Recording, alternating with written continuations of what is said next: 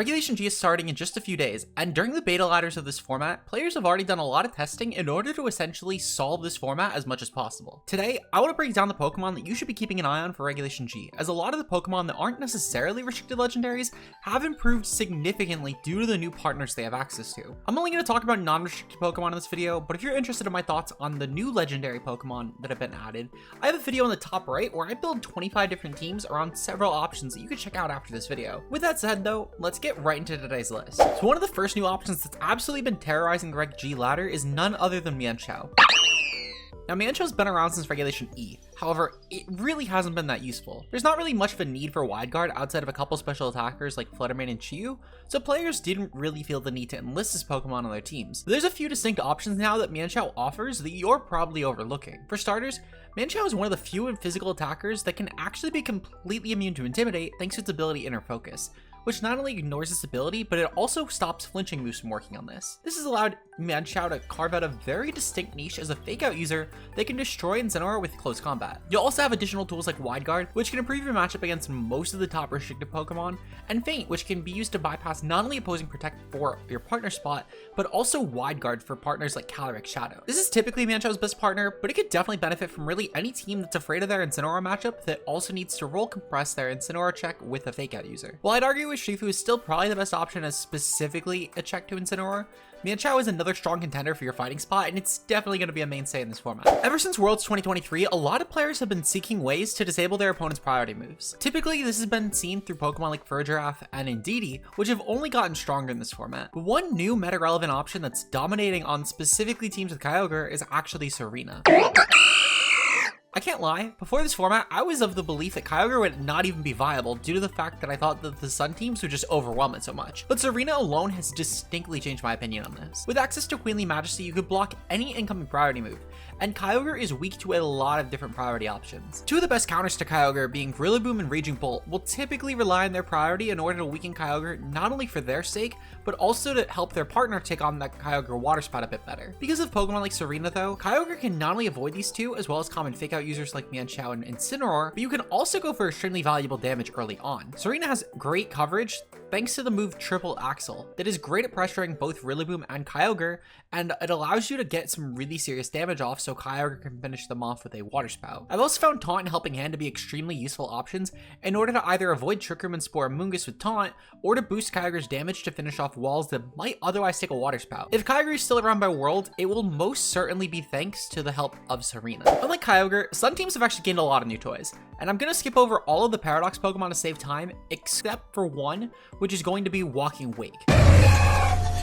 Walking Wake got a bunch of big buffs thanks to the fact that both Sun and Rain are very dominant right now, so Walking Wake being able to be a stun abuser that can also not really be hindered by Rain is a pretty big deal here. But the two much more noteworthy options though are going to be Venusaur and Hisui Lilligant. Venusaur is arguably going to be the worst of these two, as we now have a lot of strong options like Fluttermane that can actually outpace you with the Photosynthesis speed, but Venusaur is still really good. Venusaur still has really great coverage thanks to moves like Earth Power, Sludge Bomb, Weather Ball, and Giga Drain. Also, unlike Hisui Lilligant, Venusaur is not really going to have to worry about the Fairy Stab from Fluttermane, as typically a lot of the choice Fluttermane especially will lock into moves like Dazzling Gleam and Moonblast here. Hisui Lilligant is essentially going to be a more supportive version of Venusaur, specifically when partnered with Groudon teams. You get access to one of the fastest sleep powders in the entire game, only falling behind Jumpluff.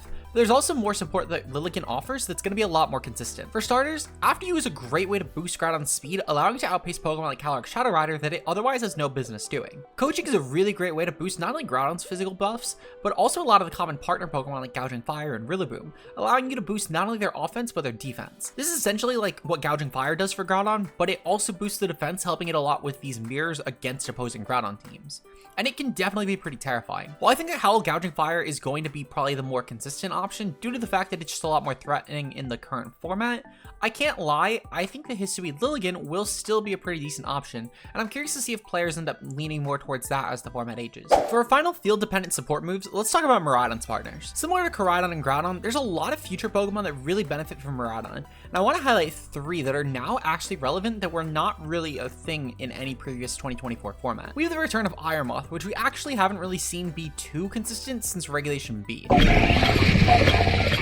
However, it has been popping up kind of recently, and it does a lot for Miraidon specifically. Thanks to the move Acid Spray, you can actually severely weaken opponents for Miraidon. Iron Moth also has great coverage for things like grass types that might pressure Miraidon, giving it a really good synergistic duo, and with that speed boost, you're going to be very, very threatening. Iron Leaves has also become fairly relevant now, but it's a lot less consistent than a lot of the other Pokemon you would be partnering with Miraidon.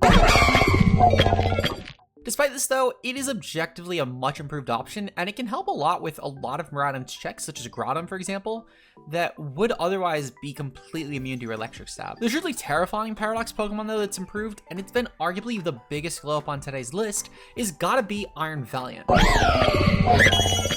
While Iron Bundle offers a faster means of going for Icy Wind speed control, Iron Valiant is a lot more than Bundle that it can offer for support. With additional options like Wide Guard, Quick Guard, Encore, Disable, Taunt, Coaching, Helping Hand, Feint, and Knockoff, the support move pool that Iron Valiant gets is truly off the charts. This is before we even get into how incredibly important your offensive move pool is, and I really do not have time to go through how good that is because Iron Valiant frankly could get its own video on that. While Miraidon is its best partner, it's definitely been sought after on any teams that essentially need a Pokemon like Iron Bundle for speed control, but they also can't afford to give up their Wide Guard user.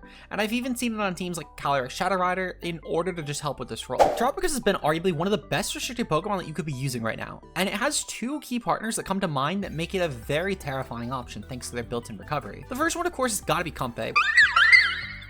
With its strong priority move Floral Healing with its ability Triage, you can quickly sustain Terapagos without having to fear any sort of incoming attacks. Comfey also fits specifically better with Terapagos as it's great at pressuring a lot of the fighting types that would break the turtle, especially the Urshifu forms, which now have to worry about an incoming priority fairy move that would do a lot of damage towards them. Unlike our next Pokemon though, Comfey really only does see play with Terapagos, but that could maybe change as the format ages. Meanwhile, Sinistcha on the other hand is actually a lot more splashable of a partner than just Terapagos, but it still definitely is best to use next to it, thanks to its ability Hospitality as well as the move Life Dew, giving it really good ways to consistently heal the turtle. But with better stats as well as an ability that's a lot more splashable than just for the turtle, Sinistcha still has a lot of matchups where it's actually pretty useful. Also, Matcha Gotcha especially synergizes really well with just burning through a lot of threats, giving Terapagos and other bulkier Pokemon a way to just take hits even better, making sure that you're gonna be pretty set for most of the game here. While a lot of the Pokemon that we've won over have been pretty irrelevant before this format, one of the Pokemon that improved significantly going into this format that was already really strong has been none other than Chi-Yu.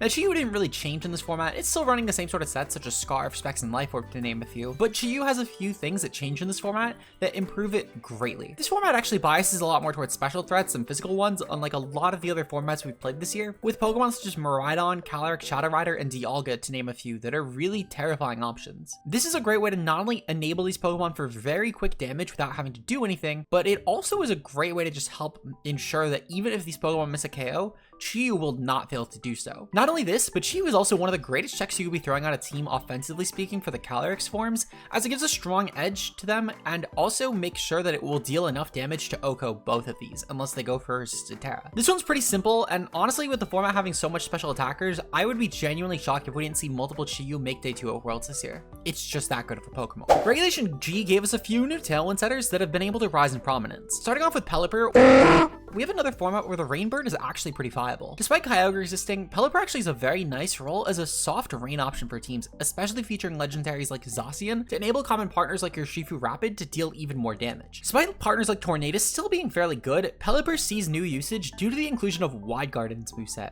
which allows it a role in these matchups that Tornadus can't really provide because it still has to worry about incoming spread moves that will deal a lot of damage. This means Pelipper also has a reason to be ran outside of just against Tailwind teams, and it can be very beneficial. So we can end up in a similar role where its supportive roles are both through Tailwind as well as through damage control. Suigen's access to Helping Hand and Snarl allow it to both boost your partner's damage as well as reduce the incoming damage from a lot of special threats. Suigen also having access to Inner Focus gives us a means of setting Tailwind that doesn't require the Covert Cloak or a Terra Ghost typing, which means that we can actually just utilize better items such as Citrus Berry and Mental Herb to ensure that Suigen is a more consistent role as a support Pokemon in this format. Finally, Whimsicott has actually risen significantly in this format as a really strong Tailwind pick. Thanks to the moves like Encore, Helping Hand, and Fake Tears, Whimsicott has a very strong support move pool that can cover a wider range of different situations. Unlike Tornadus, Whimsicott's primary offensive move being Moonblast also really isn't affected by Wide Guard, which actually gives you the ability to function despite the rise in Wide Guard users, giving Whimsicott a way to actually deal some serious damage in the format. To round out this video, we have a bit of a rapid fire round. These are Pokemon that are going to be significantly more one-trick, but their one-trick is really good to hold a place in this format. Well, except for our first option being Smeargle,